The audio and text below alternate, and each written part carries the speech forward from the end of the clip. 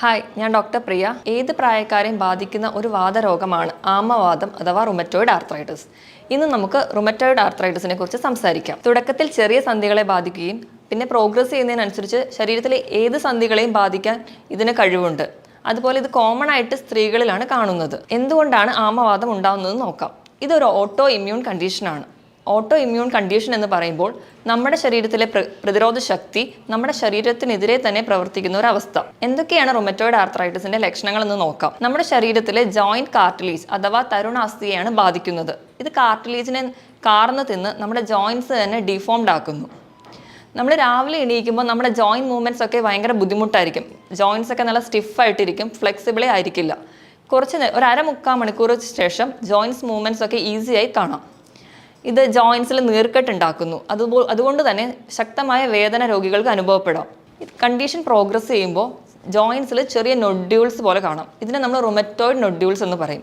അപ്പോൾ നമ്മൾ ശ്രദ്ധിക്കാതെ പോവുകയാണെങ്കിൽ കണ്ടീഷൻ വീണ്ടും പ്രോഗ്രസ് ചെയ്ത് നമുക്ക് നമ്മുടെ ജോയിൻസിൻ്റെ ഒക്കെ ഘടന തന്നെ നഷ്ടപ്പെടും.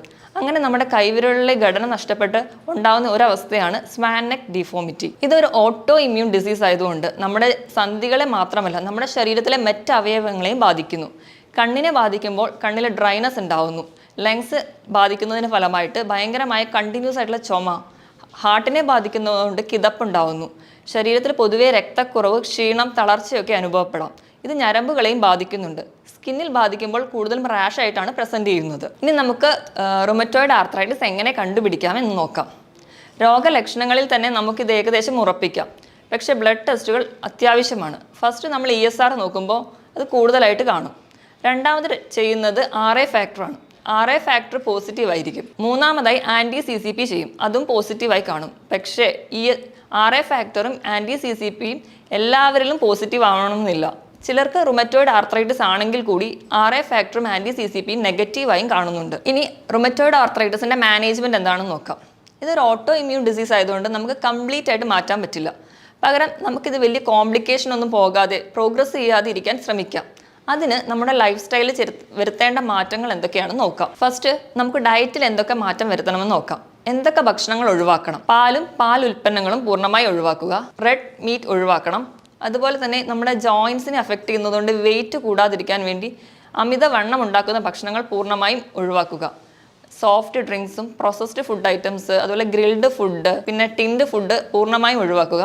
സോഫ്റ്റ് ഡ്രിങ്ക്സും ഒഴിവാക്കേണ്ടതാണ്. ഇതിനോടൊപ്പം തന്നെ പുകവലി, മദ്യപാനം ഉള്ളവരാണെങ്കിൽ അത് പൂർണ്ണമായും നിർത്തണം. ഇനി നമുക്ക് എന്തൊക്കെ കഴിക്കാമെന്ന് നോക്കാം. ഇതൊരു ഇൻഫ്ലമേറ്ററി കണ്ടീഷനും ഒരു ഓട്ടോ ഇമ്മ്യൂൺ ഡിസീസ് ആയതുകൊണ്ട് തന്നെ നമുക്ക് ഏറ്റവും ബെസ്റ്റ് ഫുഡ് എന്ന് പറയുന്നത് omega-3 ഫാറ്റി ആസിഡ് അടങ്ങിയിട്ടുള്ള ഭക്ഷണങ്ങൾ. അതായത് നട്ട്സിലാണെങ്കിൽ ആൽമണ്ടിലുണ്ട്, പിന്നെ ചെറിയ മീനുകൾ, അതുപോലെ തന്നെ മത്തി, ചൂര, അയല തുടങ്ങിയ മീനുകളിലും omega-3 ഫാറ്റി ആസിഡിൻ്റെ കണ്ടന്റ് ഉണ്ട്. അത് കറി വെച്ച് കഴിക്കുന്നത് നല്ലതാണ്. ഇലക്കറികളിൽ ബ്രക്കോളി, ക്യാബേജ് കഴിക്കുന്നത് വഴി നമുക്ക് ഇൻഫ്ലമേഷൻ കുറയ്ക്കാം. അതുപോലെ തന്നെ നമ്മുടെ വീട്ടിൽ സുലഭമായി കിട്ടുന്ന മുരിങ്ങയില, അത് വൈറ്റമിൻ C എൻറിച്ച്ഡ് ആണ്. അതുകൊണ്ട് തന്നെ നമ്മുടെ കൊളാജൻ ഉണ്ടാവാൻ ഇത് ഹെൽപ്പ് ചെയ്യുന്നു. അതുവഴി നമ്മുടെ മസിൽസ് കൂടുതൽ സ്ട്രെങ്തൻ ചെയ്യുന്നു. ഇതിന് പുറമെ നമ്മൾ ഗ്രീൻ ടീ കഴിക്കുന്നത് ആൻറ്റി ഓക്സിഡൻ്റ് ആയതുകൊണ്ട് നമുക്ക് ശരീരത്തിന് വളരെ നല്ലതാണ്. ഇതിനോടൊപ്പം തന്നെ 2 മുതൽ 3 ലിറ്റർ വെള്ളം സ്ഥിരമായി കുടിക്കണം. ഇതിൻ്റെ കൂടെ തന്നെ ആൻറ്റി ഓക്സിഡൻ്റ് ആയിട്ടുള്ള ഇഞ്ചി, മഞ്ഞൾ ഭക്ഷണത്തിൽ കൂടുതലായി ഉൾപ്പെടുത്തുക.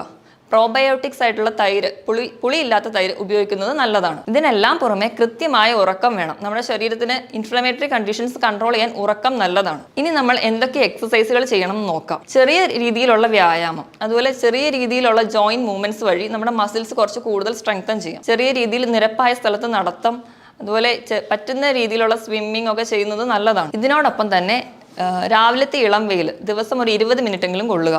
അതുവഴി നമ്മുടെ ശരീരത്തിൽ വൈറ്റമിൻ ഡിയുടെ അളവ് കൂട്ടും. വൈറ്റമിൻ ഡിയുടെ അളവ് കൂടുന്നത് വഴി കാൽസ്യം നമ്മുടെ ശരീരത്തിൽ കൂടുതൽ അബ്സോർബ് ചെയ്യുകയും നമ്മുടെ ബോണിന് കൂടുതൽ സ്ട്രെങ്ത് കൊടുക്കുകയും ചെയ്യും. നമ്മുടെ ക്ലിനിക്കിൽ വരുന്ന ഒരു പേഷ്യൻറ്റിൻ്റെ സിംറ്റംസ് ഒക്കെ അനാലിസിസ് ചെയ്ത് നമ്മൾ കൃത്യമായ ഒരു ഡയറ്റ് ചാർട്ട് പ്ലാൻ ചെയ്യും. അതിനോടൊപ്പം തന്നെ അവർക്ക് കൃത്യമായ എക്സസൈസും പറഞ്ഞു കൊടുക്കുന്നു. ഇതിൻ്റെ കൂടെ തന്നെ ഹോമിയോപ്പതിക് മെഡിസിൻസ് നൽകുന്നത് വഴി റുമറ്റോയിഡ് ആർത്രൈറ്റിസിൻ്റെ കോംപ്ലിക്കേഷനിലോട്ടൊന്നും പോകാതെ കൺട്രോൾ ചെയ്തിരിക്കാൻ സഹായിക്കും. മറ്റൊരു വീഡിയോയിൽ വീണ്ടും കാണാം. നന്ദി.